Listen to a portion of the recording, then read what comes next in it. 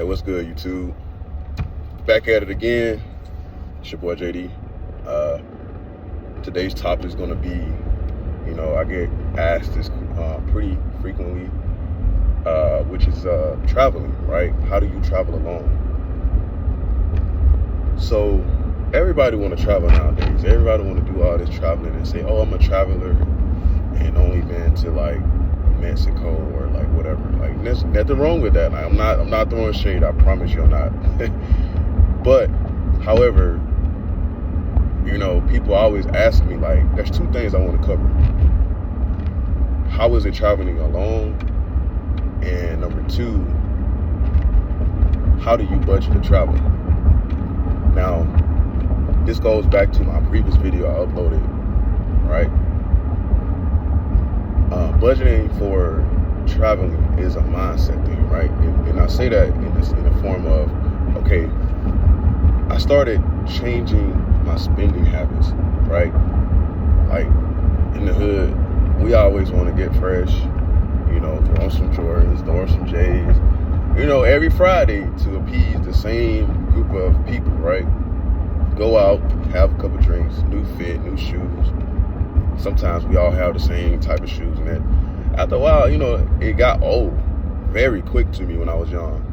And I was like, man, I don't need this, bro. Like, I'm spending $180, $200 on some J's, bro. Like, I'm sitting there like, dog, what else could I do with this money?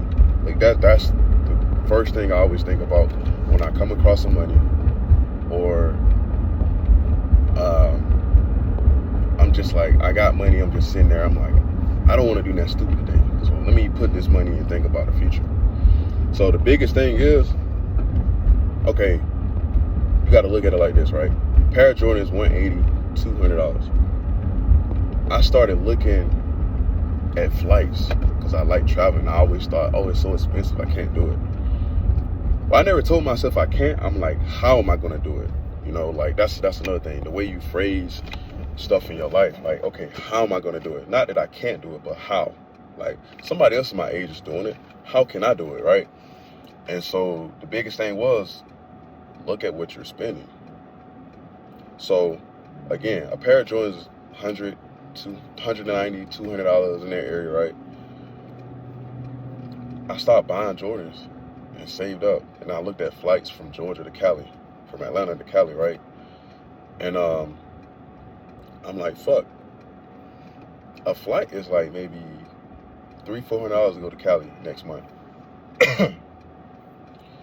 And I'm sitting here like, dang, I can afford that.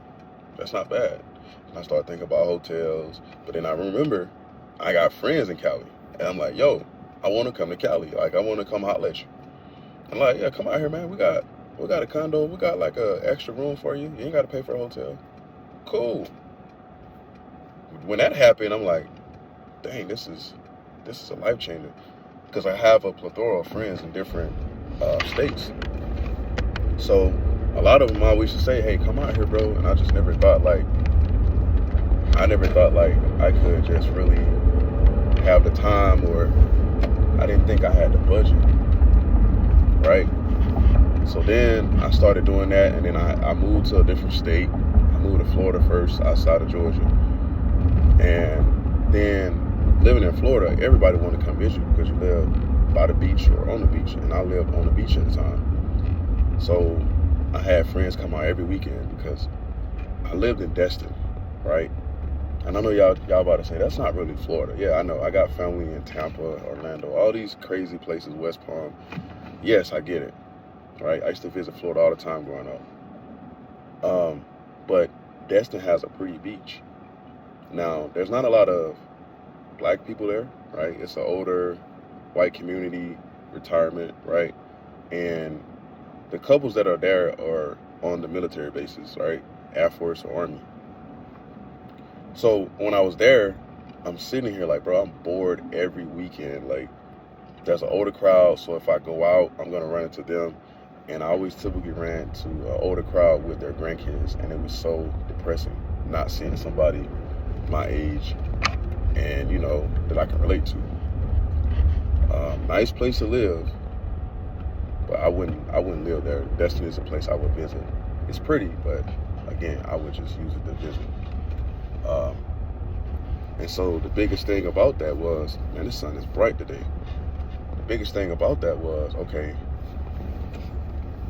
how can I start traveling more? So then I started scaling back on buying outfits and actually utilizing the outfits I have and changing the combination of how I wear it with a certain shoe, or it was just different. So then after that, like, I ended up traveling more. Then I was like, how do I do what I love and travel? I found a job that travels like the world, but it was on their expense. So I started doing that. And then I had people come at me like, well, you're only traveling because of your job. Like, when are you going to take a vacation yourself? And I was like, that sounds like some hating ass shit. Because if you think about it, right, you're mad because I scaled the government, or I scaled this company that I work for to travel on their dime. How are you mad about that? Like, you get what I'm saying? Like, the job was a vacation to me. Everywhere I went, I turned it into a vacation. I did my job, but I lived in other countries, and it was a vacation. I partied. So like, well, and their next thing was, well, you didn't choose to go to that company or that country. And I was like, what do you mean? Like, I purposely asked them to send me to this country because I was interested in it, And I say that to say this: there's so many ways to fund your dreams. You don't have to just fund it yourself. You can find something to do it. Like, people just don't want to travel, and they don't want to get out their comfort zone, and they're scared. And the next thing is traveling alone, right? People are like, well, how do you travel alone? Honestly, it's the best thing to travel alone sometimes. If you're a man, like, I know, I get it. In certain cases, women, there's always a need to like have some kind of safety or protection, which is typically a man, right? But there's countries that are safe for women. Like, I would say Egypt. Like, a lot of my friends that are women, they love Egypt, and they felt safe in Egypt. Aruba was another place that, women can loosely travel and feel safe and not feel like threatened or whatever.